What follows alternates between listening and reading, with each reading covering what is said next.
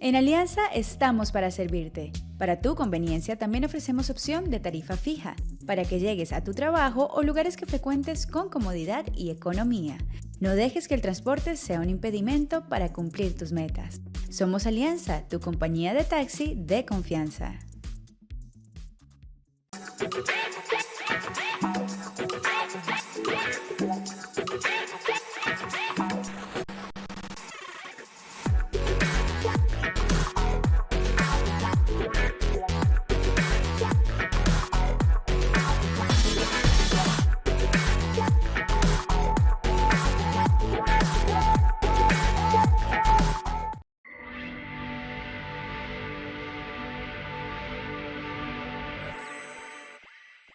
Amigos dentro y fuera de la frontera de El Salvador, sean bienvenidos a su programa Al Aire con Carlos Hernández. Es un gusto para mí estarlos acompañando a través de la sintonía de Aquí El Salvador TV y Televinter Channel. Quiero mandar unos saludos a nuestros patrocinadores. Alianza Taxi en Atlanta, Georgia, es la mejor opción que puede recurrir en el transporte selectivo. También en este acogedor instalaciones, estas acogedores instalaciones de Vía Antigua. Bueno, luego de estos saludos quiero darle paso a nuestra invitada de hoy. En esta ocasión nos acompaña Bianca Rodríguez, activista trans y defensora de los derechos humanos.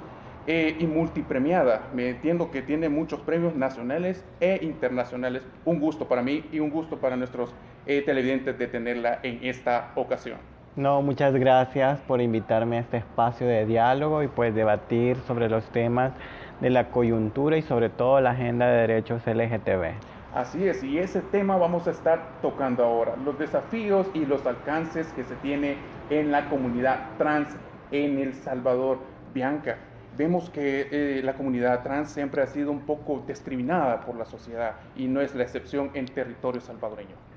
Sí, definitivamente hablar de las personas trans en El Salvador es un tema de que se ha abordado muy poco. Así es. Se habla del colectivo LGTB, pero no se habla mucho de las mujeres y hombres trans y sobre todo la violencia que enfrentan estas y la discriminación en todo su entorno de vida, en todos sus círculos sociales.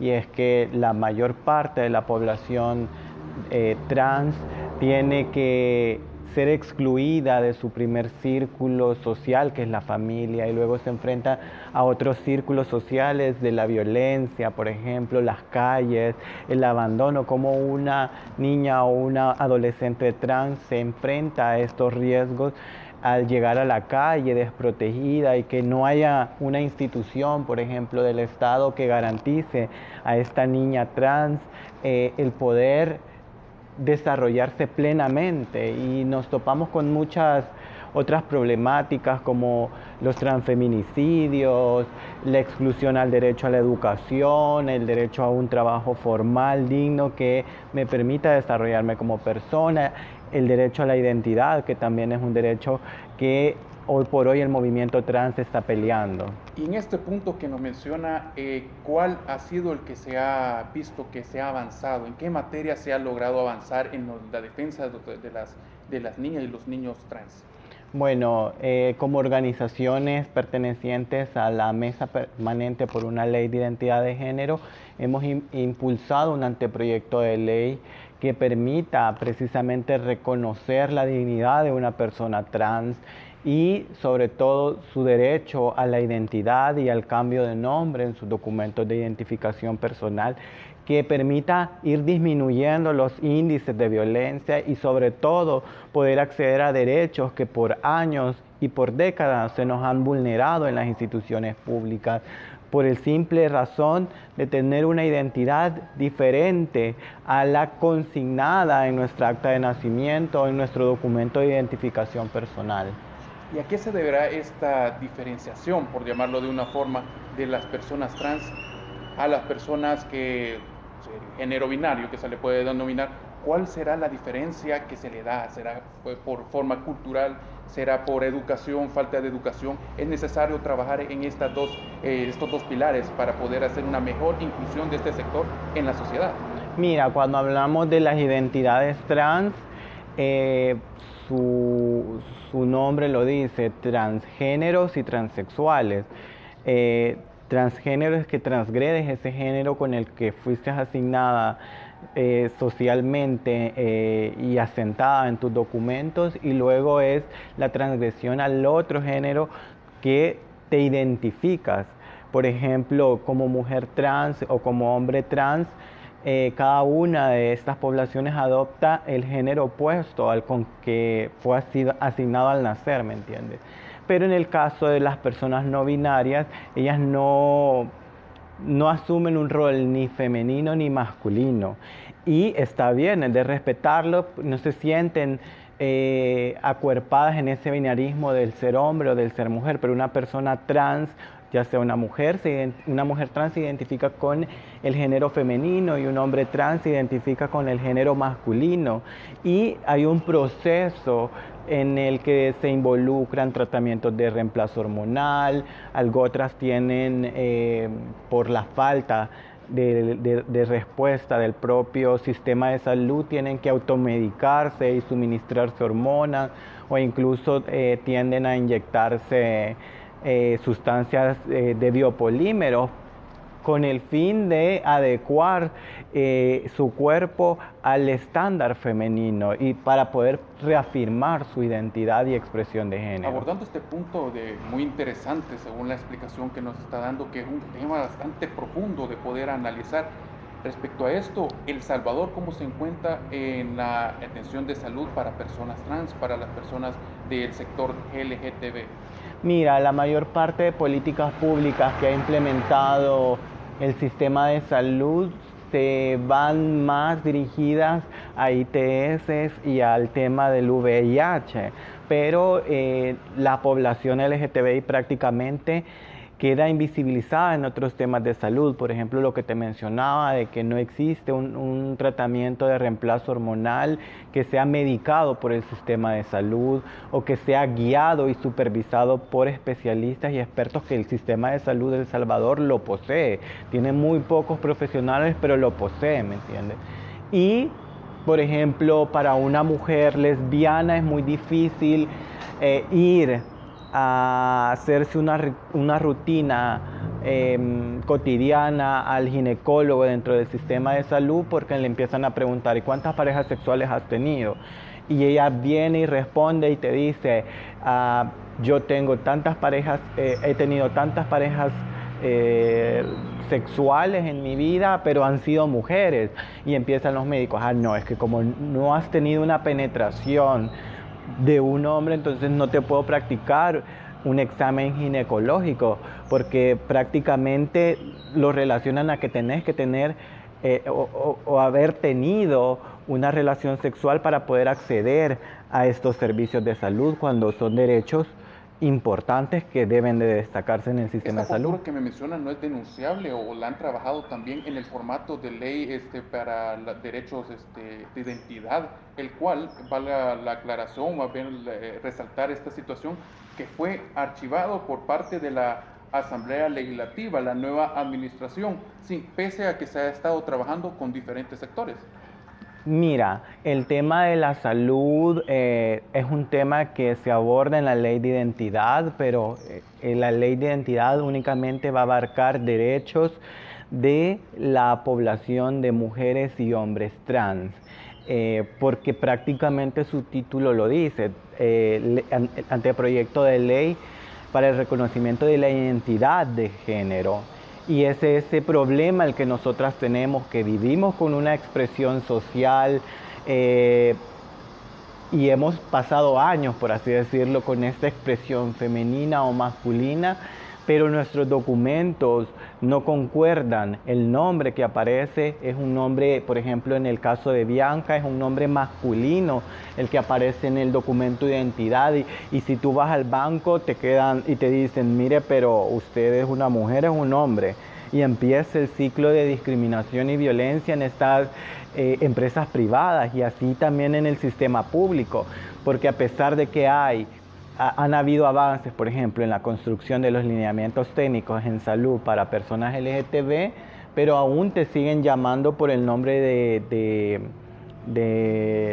de tu documento de identidad, ni siquiera te llaman con el nombre como te ven, ¿me entiendes? Porque como persona trans yo estoy en la obligación de decirle, yo vengo a pasar consulta y soy una persona trans, quiero que me llame por mis apellidos o me llame Bianca, porque ese es mi nombre y ese es con el cual yo me identifico. Pero digamos, hay cantones donde van a las unidades de salud y a las compañeras o compañeros les empiezan a llamar fulano de tal, ¿dónde está?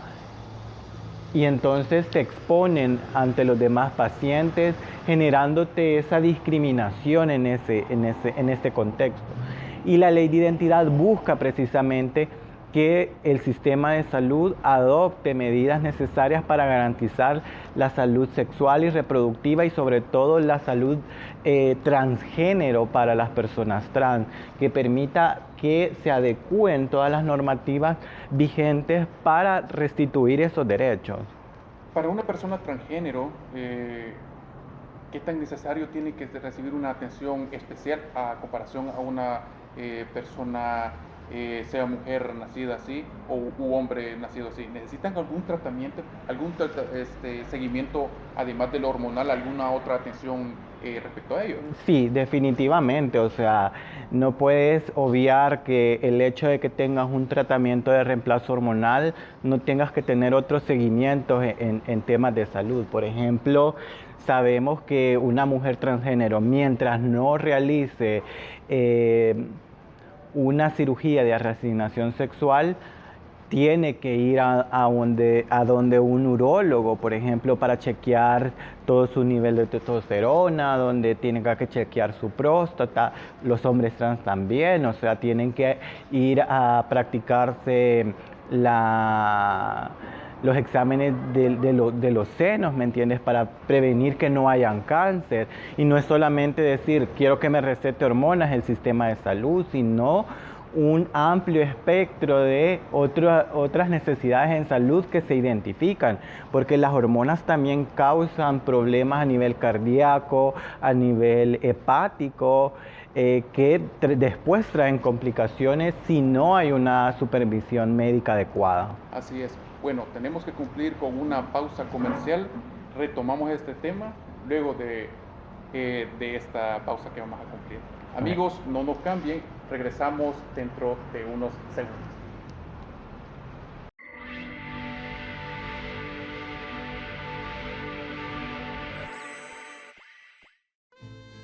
El mejor regalo es pasar tiempo en familia.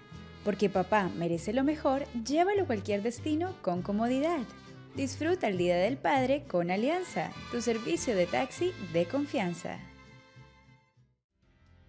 Llegar a un país nuevo en busca de un sueño es un gran reto. En Alianza estamos para apoyarte. Viaja seguro y llega a tu destino. Ofrecemos servicio de taxi las 24 horas. El transporte no tiene que ser un impedimento para que cumplas con todas tus metas. Somos Alianza, tu compañía de taxi de confianza. Hoy en día, la tecnología es parte de tu vida. En Televinter Services estamos para ayudarte en todo lo relacionado en informática para tu oficina o negocio. Te proveemos diseño y programación de páginas web, creación y desarrollo de aplicaciones móviles. Contamos con servidores de streaming para radio y televisión a bajo costo y sin contrato. También tenemos servidores para tu página web, seguros, rápidos y sin límites. Soporte remoto básico y multimedia a cualquier país. ¿Tienes radio o televisión local y en línea? Nosotros lo sistematizamos para que esté al aire automáticamente. Todos nuestros servicios son 100% garantizados y con soporte en todo momento. Para más información, contáctanos a nuestro WhatsApp 323-999-1315 o visítanos en nuestro sitio web televinter.com. Recuerda que si no tienes página web o aplicación móvil, no vendes y no existes. Televinter Services, tu proveedor de servicios informáticos.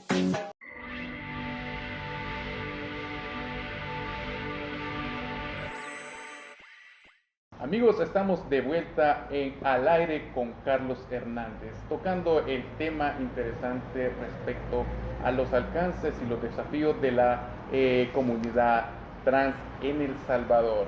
También quiero recordarles que su mejor opción de transporte en Atlanta, Georgia, es Alianza Taxi. Y también agradecerles por estas confortables instalaciones a nuestro patrocinador, a nuestros amigos de Vía Antigua. Continuemos, Bianca, respecto a esta interesante temática. Vemos que dejamos, o más bien en el tintero, diferentes posturas en el inicio del primer bloque respecto a los alcances que se habían tenido y a los desafíos. Vemos también que en la pandemia, fuera de cámaras, hablábamos sobre algunos casos que se han dado, sobre la violencia a la comunidad trans. ¿Qué ha pasado respecto a esto? ¿Se ha incrementado el ataque a la comunidad trans respecto a los asesinatos en el territorio salvadoreño? Sí, mira que durante la pandemia del COVID-19 se nos decía que la casa era el lugar más seguro, pero no para la población LGTB. Por ejemplo, pudimos sistematizar casos de mujeres trans que estaban siendo echadas prácticamente de sus hogares porque como no tienen un ingreso físico y subsisten del trabajo sexual, no tenían esos ingresos y los arrendatarios las sacaban de sus hogares.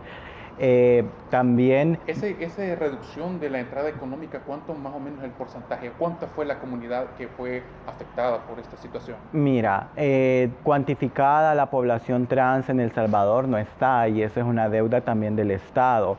Nosotras tenemos registros como de 3.000, 4.000 mujeres trans en 3 cabeceras departamentales, pero también cabe destacar de que hay muchas mujeres trans que hoy día tienen que huir de El Salvador por la desprotección y sobre todo por la violencia ejercida en razón de su identidad y expresión de género. En la organización en la cual usted atiende, ¿a cuánto ha ascendido más o menos? ¿Cuánto han cuantificado de personas trans que han tenido que salir de la frontera salvadoreña debido a la misma violencia que impera? Mira que el año pasado presentamos un estudio con esta organización internacional Human Rights Watch y sistematizábamos la violencia que se ejerce a la población LGTB. Según información del Departamento de Migración, al menos habían 2.000 personas LGTB salvadoreñas que habían ido a solicitar el estatus de protección a los Estados Unidos por persecución en motivo de su orientación sexual o su identidad de género. Durante el año 2020, como organización, hemos venido trabajando desde el año 2015 en atender casos de personas que se desplazan a causa de la violencia. Y en el año 2020, aunque teníamos medidas muy fuertes de restricción de la movilidad por toda esta pandemia ocasionada del COVID-19, atendimos a 131 casos de personas LGTB que tuvieron que huir de sus hogares por amenazas, persecución, hostigamiento, intentos de homicidio en razón de su orientación sexual o su identidad de género. Y un dato muy importante es que alrededor de 83 mujeres trans fueron las que se vieron afectadas bajo este contexto, que son la cara un poquito más visible del colectivo LGTB. Y de estos casos también vemos algunos ataques bastante sonados en los medios de comunicación, vemos unos asesinatos y también algunas condenas de algunos asesinatos que se dieron en el pasado, como por ejemplo un ataque que fue hecho por policías, si no me equivoco, a una miembro de la comunidad trans, si no me equivoco, fue en los próceres, si no me equivoco, si me corrige, o fue un sonado caso bastante... Camila Díaz. Sí, Camila Díaz fue una mujer, precisamente una mujer trans que tuvo que emigrar hacia los Estados Unidos en búsqueda de esa protección. Y a mí me suena un poquito de ruido el término migrar, porque en el final la migración es voluntaria. Y ella tuvo que huir de su país en búsqueda de protección. Y Camila Díaz fue una mujer que enfrentó violencia sexual, que enfrentó violencia física, por ejemplo, en el tránsito entre Guatemala, México, hasta la llegada a Estados Unidos. Y Estados Unidos le niega esa protección porque no tiene un temor fundado por su identidad de género por una persecución en razón de esa identidad. Y la deportan a El Salvador. Llega a El Salvador y ella no tiene ningún método de subsistencia ni de inserción a la sociedad. Y decide volver, ir a las calles a ejercer el trabajo sexual, que es a la mayoría de los que las mujeres trans tienen que recurrir, porque no hay otras oportunidades para nosotras en el país, porque se nos niega el derecho a la educación y porque se nos niega también el derecho a acceder a un trabajo formal. Entonces ella tuvo que ir a esa zona de trabajo sexual y fue prácticamente asesinada por policías. E incluso es un logro, por así decirlo, aunque no podemos alegrarnos de la muerte de la compañera, pero significa mucho de que un tribunal de justicia condene y judicialice a la seguridad pública que, en fin, tendría que protegernos a nosotros como ciudadanos y ciudadanas. Y en este sentido, en este aspecto, ¿cuántos casos de personas trans han logrado llevarse a juicio que se ha ganado y se ha terminado o ha concluido en una victoria para el sector? Mira, son muy pocos casos de crímenes por odio, a pesar que en el año 2015 se reformó el Código Penal en los artículos 129 y 155 que incrementan las penas por amenazas, violencia y asesinatos hacia personas en razón de su orientación sexual o su identidad de género. Y solamente un caso es el que se ha judicializado de estos crímenes bajo esta reforma. Pero hay alrededor de 40, 50 casos entre 2015 y 2021 de personas trans y de personas LGTB asesinadas. Pero sin embargo vemos un silencio de las instituciones del Estado, a pesar que ha habido un cambio de gobierno desde 2019, pero no se visibiliza esa violencia que enfrenta el colectivo LGTB, ni siquiera se condena estos hechos y prevalece la impunidad en nuestros casos. Y tengo entendido que previo a en marco a esta situación, hay una marcha, en estos días estarían desarrollando una marcha para solicitar los derechos que merecen como ciudadanos. Correcto, el 26 de junio vamos a salir a las calles como personas LGTB a decirle a la sociedad: aquí estamos luchando por nuestros derechos, ya no queremos seguir viviendo en la oscuridad, en el armario. Necesitamos leyes que garanticen nuestra protección social y jurídica, y esta marcha desde el movimiento LGTB la estamos promoviendo más política, porque ya no queremos más retrocesos. Como decías, el anteproyecto de ley de identidad de género fue enviado al archivo hace unas semanas y prácticamente la población trans vino alrededor de 10, 11 años construyendo este anteproyecto de ley. La ley por la igualdad y la no discriminación también es un anteproyecto que presentó el colectivo LGTB. Y vamos a salir a esas calles a decirles: aquí estamos, miren, cuantifíquennos, existimos, estamos resistiendo a una sociedad machista, misógena, transfeminicida. Porque realmente nosotras y nosotros y nosotres somos sujetas de derechos, y es momento de que el Estado salvadoreño, ante este cambio, ante un gobierno que va a servir al pueblo, realmente se aboque a cumplir derechos que por años se nos han negado al colectivo LGTB. Bianca, ¿qué sería mejor para la comunidad LGTB?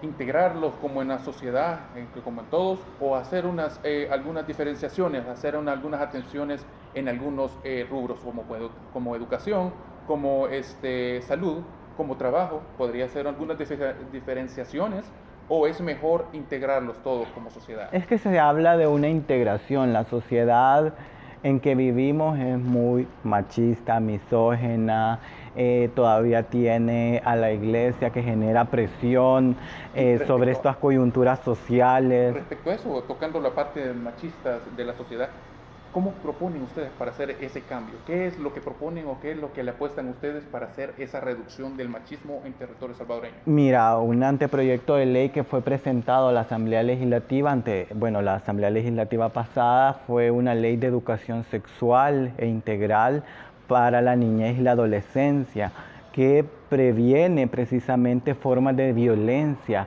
Y un dato muy complicado que hemos estado viendo es el alto número de niñas entre 10 y 15 años que han salido embarazadas y que están siendo obligadas a parir.